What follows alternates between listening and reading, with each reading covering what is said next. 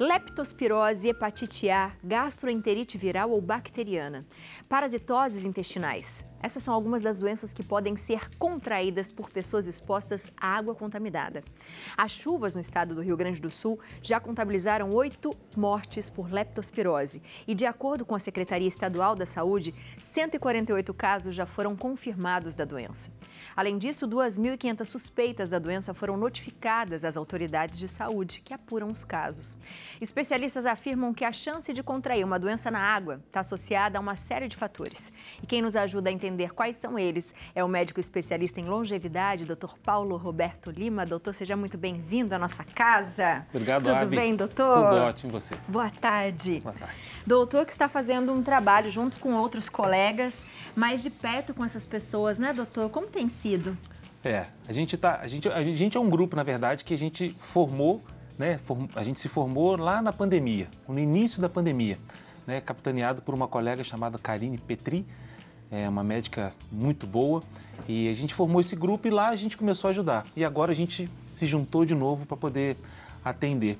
Então a gente atende os pacientes do Sul, né? A gente tem um grupo chamado SOS Rio Grande do Sul, que a gente disponibiliza todos os dias o link para as pessoas do Rio Grande do Sul acessarem esse link via celular, via computador, da melhor maneira que puder.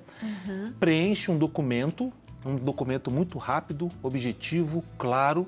Esse documento vai para uma plataforma nossa médica e a gente tem ali acesso aos dados do paciente. E a gente liga para esse paciente aonde ele estiver, né? Então a gente faz a telemedicina, que é regulamentada pelo nosso Conselho Federal de Medicina, né? A gente tem a nossa plataforma médica, então a gente consegue ali consultar, avaliar e dispensar os medicamentos. Então a gente consulta desde crianças até idosos. E como tem sido, doutor? Muita gente? Muita gente. A gente tem, na primeira semana da enchente, quando formou-se tudo, nos primeiros 10 dias, a gente estava fazendo uma média, cada colega, de 20 atendimentos por dia. Porque o que acontece? Um paciente cadastrava, precisava de um atendimento que a gente vai conversar aqui, determinado. Então a gente ligava para esse paciente, fazia uma vídeo, fazia, né, pelo meio nosso que a gente tinha naquele momento, ou que o paciente disponibilizava naquele momento.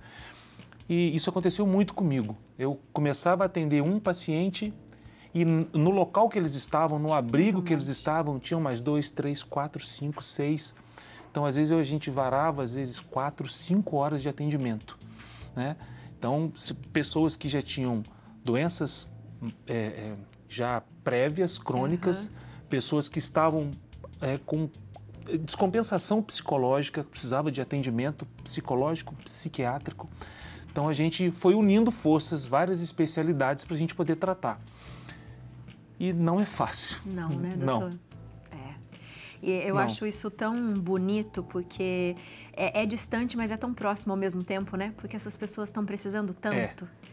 E mexer com essas catástrofes são dolorosas porque não tem preparo, né? Os órgãos públicos também não têm preparo. Isso a gente não está falando nem de A e nem de B. A gente está falando de uma catástrofe onde as forças têm que se unir, né? Então a gente está falando de crianças, a gente está falando de idosos, a gente está falando de gestantes, a gente está falando de pessoas que, né? Todo mundo pensa só na leptospirose, mas não é. Leptospirose é uma realidade, mas tem pessoas que estava atendendo gestante que ela falou assim: ó, já estou próximo de ter o meu filho, né? E aí? Eu vou ter o neném? Onde? Como? Eu vou vê-lo? Eu vou morrer ou não vou morrer? Meu neném vai morrer, não vai morrer? Como é que vai ser isso tudo? Então, o que às vezes passa, às vezes nas grandes mídias, né? Às vezes não é tão fidedigno, né? Não estou falando nada que é inverdade, mas não é a pura realidade que a gente vê, que a gente escuta e que a gente trata. E isso é dolorido. Muito dolorido. Então a gente consulta e a gente trata. Isso é muito bonito, doutor. Quando a gente começou a falar sobre a enchente e a gente viu aquele monte de água, a gente já imaginou as pessoas com seus desafios, com as suas doenças já pré-existentes e com o receio de contrair outras. Sim. né? A gente teve aqui no Vale do Paraíba uma chuva muito grande há um tempo atrás também, nesse início de ano, e muita gente teve dengue, pegou outras doenças por contaminação da água, que são coisas que a gente já falava há muitos anos, que parece que a gente vai esquecendo, e quando você está no meio de uma catástrofe, dificilmente você consegue parar e pensar, não posso ir aqui porque posso ficar doente. Não tem como pensar, as pessoas não conseguem fazer isso. Mas o que a gente pode fazer para tentar evitar ou para tentar melhorar, principalmente imunidade? O sul está frio, né? Tá úmido, as pessoas estão sem roupas, sem agasalhos. O que a gente pode pensar dessas doenças em relação à água, doutor? Lá tá um estado de calamidade mesmo, né? Então as pessoas elas estão em grandes abrigos, né? Tem pessoas que não têm como retornar para as casas porque realmente tem cidades ou pequenas cidades que foram devastadas mesmo, né? O que a gente tem que tratar agora? Existem as doenças agudas, né, que são as descomposições das doenças agudas, né, a agudização das doenças. Então, tem pacientes que têm diabetes e não está tendo remédio, não tem insulina. Tem paciente que tem hipertensão, tem paciente que tem doença psiquiátrica. Então, a gente pensa nessas doenças do quadro agudo da descompensação e a gente pensa nas doenças parasitárias, gastroenterite, que são as diarreias por bactérias, por vírus. A gente pensa em hepatite A. A hepatite A é uma doença que pode vir agora começar a acontecer, surto de hepatite. Então tem que vacinar contra a hepatite A, tem que vacinar contra a influenza, porque agora lá está frio. Então tem que vacinar contra tétano, porque o tétano, as pessoas acham que a pele machucada é porta de entrada para o tétano. Não é. A pele sã pode também ocasionar o tétano, ou pequenas, a pele sã que eu digo não a pele completamente sã, mas pequenas escoriações, ou que machucou na água, né? Eu atendi pacientes lá, diabéticos, que machucaram e que estavam com feridas, que a gente chama de pé diabético, por descompensação do diabetes e por piora pela enchente, né? Por ter contato com água suja. E quando a gente fala água suja, a gente está falando de água de esgoto, a gente está falando de animal morto, a gente está falando de pessoas mortas, a gente está falando de coisas, assim, catastróficas. Não só uma água suja, né? É uma água completamente contaminada. Então, pacientes que pegam, né, viroses, né, idosos, igual a gente está atendendo muito idoso com gastroenterite, né, com diarreia por vírus, tem que tratar, tem que ter volume de água para ele poder hidratar, e lá está muito difícil. Agora, graças a Deus, com as campanhas chegando água, chegando dinheiro lá, as coisas estão melhorando, mas tem que hidratar. Tem pessoas que precisam de hospitalização, né? A gente tem um grupo lá na clínica que a gente trata das crianças neuropatas. Então tem crianças que convulsionam. Teve agora uma criança de 5 anos que ela estava convulsionando o tempo todo porque não tinha acesso ao médico e nem acesso ao medicamento. E nem acesso à receita, porque tem que ter a receita para comprar. E como é que a gente faz isso? A gente acolhe também pelo nosso grupo, a gente vai lá, a gente consulta, a gente vê a receita, a gente dispensa a receita para a mãe, para o responsável, para o pai. Aí vai até nas cidades satélites, conseguem os remédios, graças a Deus está chegando muita ajuda lá com remédio também, né, para poder esses pacientes saírem dos quadros agudos e a gente começar a pensar agora nas doenças crônicas agudizadas. E doutor, o que é possível fazer com a pouca estrutura que eles têm lá? Né? Porque a gente sabe que tem que prevenir, mas com o que tem lá, o que faz? Agora, né, tá tendo marmitas, né? O que a gente está preconizando lá, comida, atendimento médico para receitas médicas, medicamento mesmo. Então, antibiótico, profilaxia da leptospirose com doxaciclina e azitromicina, né? Lá em Canoas, né, tem até uma nota dentro do site deles, onde a profilaxia, apesar de não ter estudos tão grandes e robustos, mas tem estudos para isso, mostrando a profilaxia, né, com a doxaciclina, um comprimido por semana, para poder prevenir pelo menos a forma grave da leptospirose. Então a gente pode fazer isso para esses pacientes, a gente pode tratá-los, os pacientes que estão com gastroenterite, a gente dispensar remédios para eles, pacientes que estão com febre, aí tem como dar Tilenol, dipirona. Então tem como a gente medicar esses pacientes. O que tem que fazer numa catástrofe? É a gente tentar não deixar isso sair mais ainda do controle. Então os pacientes que são psiquiátricos, que necessitam de atendimento, que necessitam de consulta com o especialista, com os psicólogos. Então a gente tem que direcionar esses pacientes, porque tem paciente em surto. Agora você imagina, né, um ambiente como esse aqui com 50, 60, 70, 80 pessoas, usando às vezes um banheiro. Então a gente tem que pensar no macro, não no micro. A gente tem que ter nesse momento compaixão, tem que ter empatia, é se colocar no lugar do outro, né? Quando a gente vai dormir, você está dormindo na sua casa, no seu colchão, no seu quentinho, e os caras estão dormindo lá com 40, 50, 60 pessoas e não vai ter um revés, né? Um retrocesso. Não vai ter uma melhora a curto prazo. Não vai ter. A reconstrução vai demorar. Então, assim, a gente vai ter que continuar ajudando, sabe? Continuar ajudando, é isso. Agora, alguns colegas já estão indo para lá, que já montaram-se postos específicos para poder atender. Alguns locais já baixaram as águas, outros não. Então, assim, é continuar ajudando, porque o Sul vai precisar de muita nossa ajuda mesmo. E a limpeza dos lugares é importante, né, doutor? Para que essa doença também não prolifere. Então, aí na limpeza, é assim, as pessoas têm que usar bota, têm que usar luva, tem que ter material de higiene mesmo para poder estar nesses locais. Por quê? Depois que baixa a água, né, ainda quando está muito alto, está tudo muito reboliço, né? Só que quando baixa, a leptospirose ela fica ali também. Então fica naquele barro, fica mais concentrado. Então as doenças acontecem mais ali também. Então vai começar, algumas cidades vão começar as limpezas, outras cidades vão ter que ser reconstruídas e outras cidades nem vão poder ser reconstruídas onde eram, porque foram devastadas.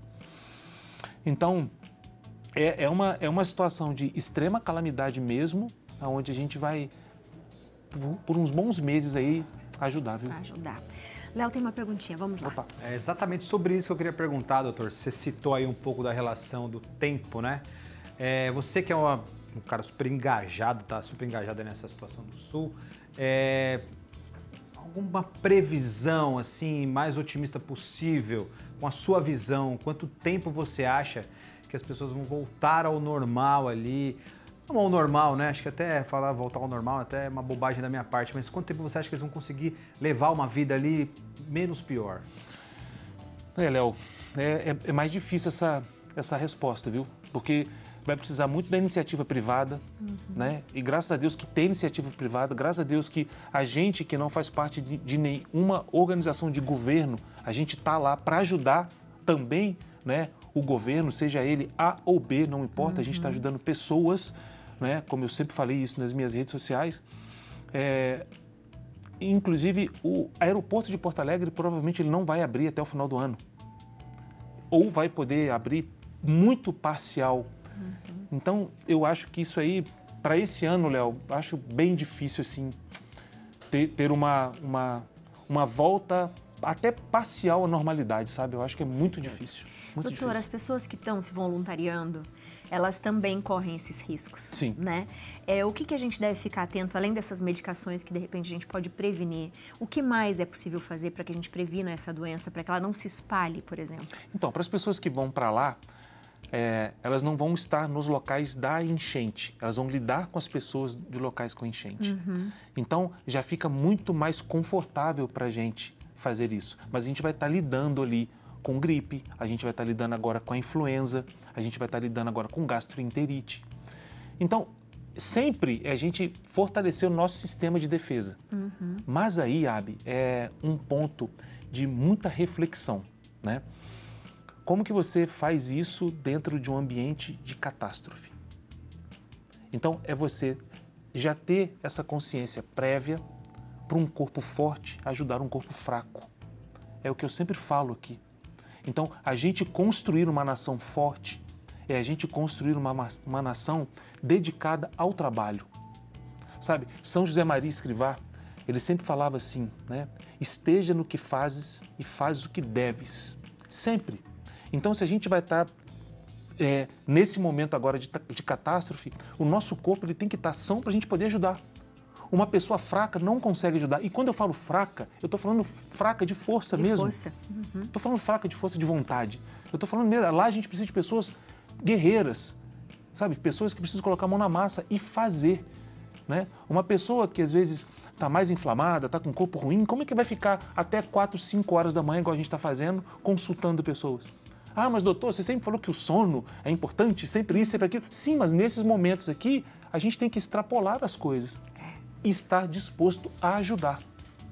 Então, Abi, eu vejo que a construção prévia, né, é o que faz a gente agora na hora do combate, sabe? É treinar para jogar. Para jogar. Sabe? E isso é, o que você fala é muito interessante. A gente queria falar muito sobre isso, sobre as doenças, né?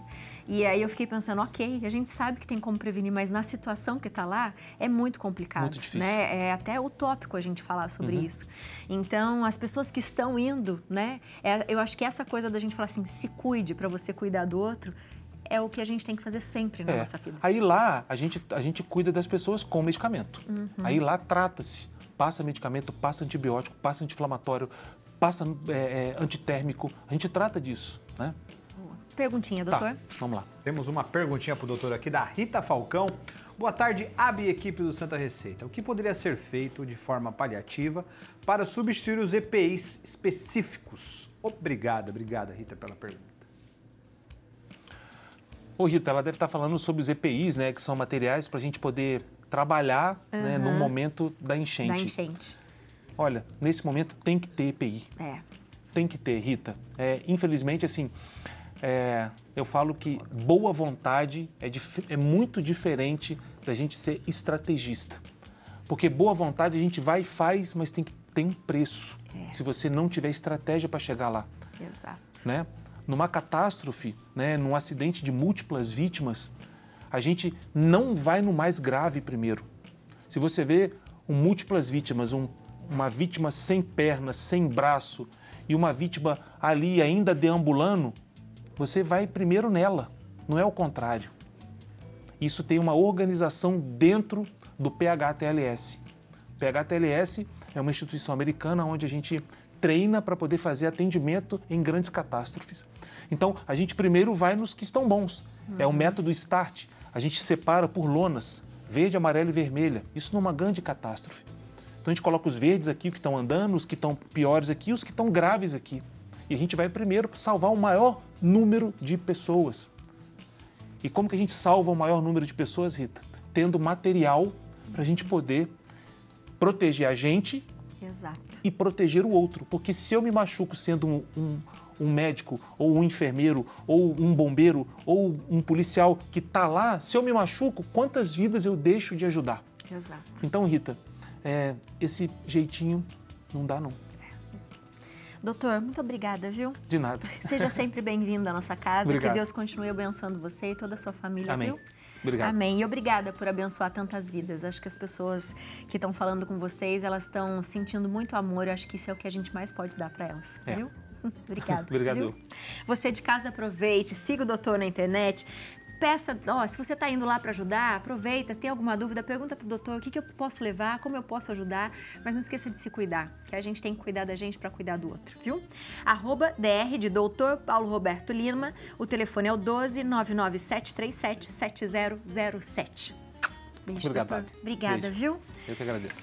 Minha gente, né? A gente sabe as formas da gente prevenir quase todas as doenças quando a gente fala aqui, né? Se cuidar, fazer os exercícios, a gente melhorar a nossa cabeça, mas numa hora em que a gente precisa agir, a gente já tem que ter feito isso antes, para que a gente realmente, para que a nossa ajuda conte de verdade, para que isso funcione de verdade. Não é não, chefe?